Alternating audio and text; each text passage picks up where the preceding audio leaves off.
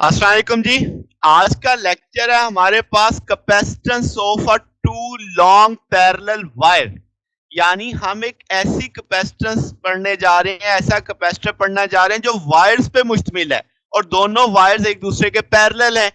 तो इसका मतलब उनमें से एक वायर पॉजिटिव होगी, एक वायर पे नेगेटिव चार्ज होगा। तो वो मिलके एक कैपेसिटर जो फॉर्म करेंगे तो उसकी कैपेसिटेंस किस फार्मूले से मालूम हो सकती है। ये हमारा आज का टास्क है। तो capacitance of a parallel plate capacitor, सबसे पहला टास्क हमने क्या पढ़ा हुआ है? सबसे पहले चार्ज असाइन करने हैं, फिर गाउस लॉ की मदद से फील्ड मालूम कर सकते हैं। फिर फील्ड मालूम हो गई तो पोटेंशियल डिफरेंस के फार्मूले में ई की वैल्यू लगाएंगे, पोटेंशियल डिफरेंस आ जाएगा। देन आप उसे C is equal to Q by V में प्लेस करोगे तो कैपेसिटेंस मालूम हो जाएगी। तो ये चार स्टेप हमने पढ़े हुए हैं जिसके मुताबिक हम किसी भी कैपेसिटर की कैपेसिटेंस निकाल सकते हैं। तो जनाब शुरू करते हैं। कंसीडर करते हैं कि हमारे पास दो वायर्स हैं जिन जो काफी लंबी हैं और उनका रेडियस आर है, यानी दोनों वायर्स का रेडियस आर है, कैपिटल आर। एक पे पॉजिटिव चार्ज क्यू है, एक पे नेगेटिव चार्ज क्यू है, यूनिफॉर्मली स्प्रेड है और दोनों के दरमियान की जो दूरी है that is the D distance. ठीक होगी बात। और d is much much greater than as compared to the radius of the wire, यानी वायर्स ज्यादा मोटी नहीं है, वायर्स जितनी भी मोटी हैं उनके बीच की दूरी उससे ज्यादा है। तो ये अब हमारा पहला अजम्पशन आ गया, हमने चार्ज भी असाइन कर दिए। तो अमाउंट ऑफ चार्ज क्यू है, यानी मैग्नीट्यूड अगर मैं बात करूं, एक पे पॉजिटिव है तो एक पे क्या है, नेगेटिव है। ठीक होगी बात। अब जनाब क्या है कि आपके पास अगर हम पोटेंशियल डिफरेंस देखें दो वायर्स के बीच में तो हम कैपेसिटेंस मालूम कर सकते हैं। तो पोटेंशियल डिफरेंस मालूम करने के लिए मुझे क्या चाहिए, इलेक्ट्रिक फील्ड चाहिए। तो अब मुझे superposition of two field चाहिए, क्योंकि दो वायर्स हैं, दोनों पे अब वो दूरी पे हैं, दोनों की फील्ड आपस में इस मिड पॉइंट पे कैसे मिलेंगी, उनकी सुपर पोजिशन मुझे देखनी पड़ेगी। अब जहां तक बात रहेगी वायर्स के अंदर, तो वायर के अंदर तो फील्ड नहीं होती। हम जानते हैं कि इनसाइड द कंडक्टर आपकी इलेक्ट्रिक फील्ड कितनी होती है, जीरो होती है। अब इलेक्ट्रिक फील्ड जो है outside the long solid conductor वो रेडियल होगी। हम उसे फाइंड आउट कर चुके हैं, E is equal to lambda over 2 pi epsilon naught x। इसका लिंक मैं आई बटन में भी दे दूंगा।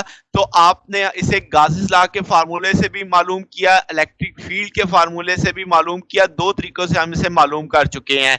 E is equal to lambda over 2 pi epsilon naught x मैंने इसलिए लिया कि मैंने अब जिस दूरी पे देखना चाहता हूं that is the x distance.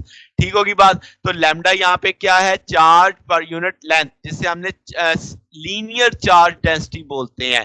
ठीक होगी बात। अब टोटल इलेक्ट्रिक फील्ड कैसे निकलेगी, दैट इज द सुपरपोजिशन। तो वो सुपरपोजिशन अब आप क्या है, तो जाहिर सी बात है अब आपके पास एक lambda over 2 pi epsilon not x है और दूसरा आ जाएगा lambda 2 pi epsilon d minus x। तो d माइनस x आप देख सकते हैं। अब इसका मतलब आपने इसे पॉजिटिव से नेगेटिव प्लेट की तरफ देखा।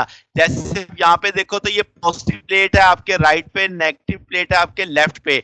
तो इसका अंदर डायरेक्शन फील्ड की किधर होगी, फ्रॉम पॉजिटिव टू नेगेटिव, यानी अगर मैं बोलूं राइट टू लेफ्ट, आप इस फिगर में देख सकते हैं। ठीक होगी बात। तो वेक्टर फॉर्म तो अभी मुझे बाद में इस्तेमाल करनी है, फिल वक्त मैं मैग्नीट्यूड देख रहा हूं।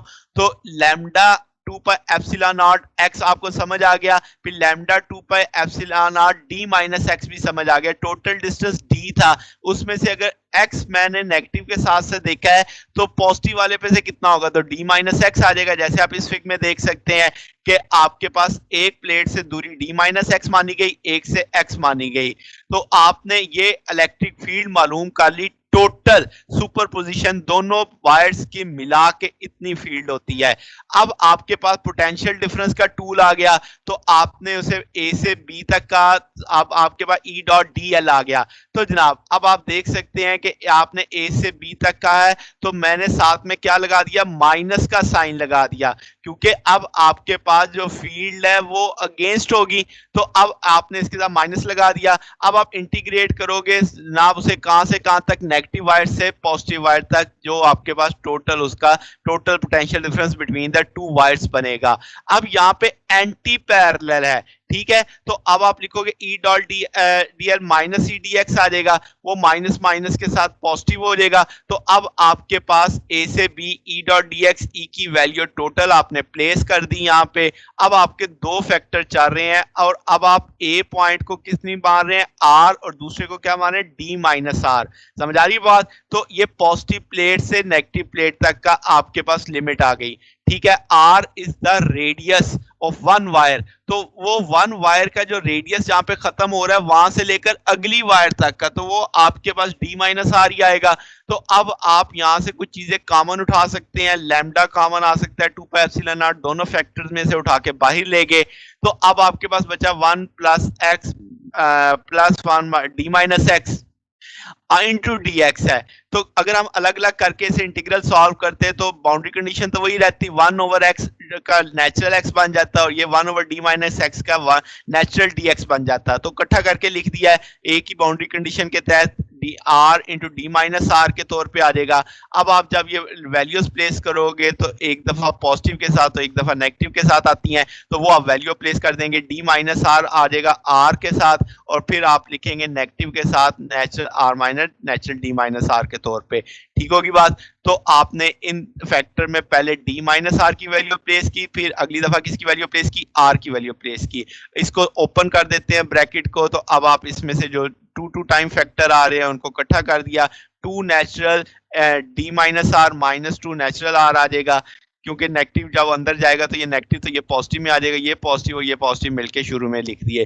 2 कॉमन लिया जा सकता है, और जो अब आपके 2 कॉमन लेंगे तो बाहर एक 2 है, वो 2 से कैंसिल हो जाएगा, लैम्डा ओवर एप्सिलॉन नॉट बचेगा।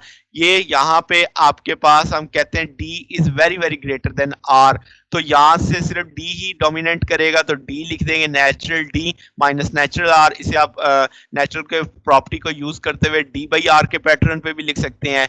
तो यहां से अब आपके पास लैम्डा क्या है, लैम्डा आपने पढ़ा हुआ है linear charge density Q by L, तो क्या लैम्डा की वैल्यू प्लेस की जा सकती है, that is Q by L आपने यहाँ पे प्लेस कर दी।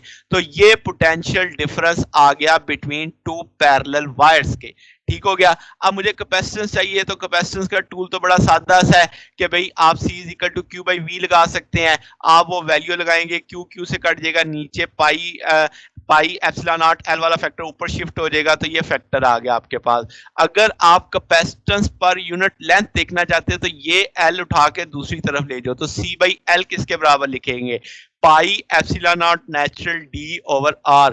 डी मानो क्या है, डिस्टेंस बिटवीन 2 वायर्स, आर मानो क्या है कि रेडियस ऑफ द वायर। तो ये जनाब कैपेसिटेंस पर यूनिट लेंथ का कंसेप्ट है। ये आपकी कैपेसिटेंस बिटवीन 2 पैरेलल वायर्स है, कि अगर वायर्स कैपेसिटर के तौर पे बिहेव करेंगी तो आप कैसे लिखेंगे, pi epsilon naught L dividing factor में नेचुरल डी बाई आर आ जाएगा। ठीक हो गया जनाब। तो ये हमारे पास टॉपिक था जिसमें हमने वायर्स को कैपेसिटर के तौर पे बिहेव करते हुए देखा जब उन पे अपोजिट चार्ज आ जाता है। तो जनाब अगर इस टॉपिक में अगर आपको कोई डाउट हो, कोई कंफ्यूजन हो, तो नीचे कमेंट्स में पूछ सकते हैं। वीडियो अच्छी लगी हो तो वीडियो को लाइक कीजिएगा, दोस्तों के साथ शेयर कीजिएगा, चैनल को भी सब्सक्राइब कर दीजिएगा। आज के लिए इतना ही, बकिया इंशाल्लाह फिर नेक्स्ट देखेंगे। ओके, अल्लाह हाफिज।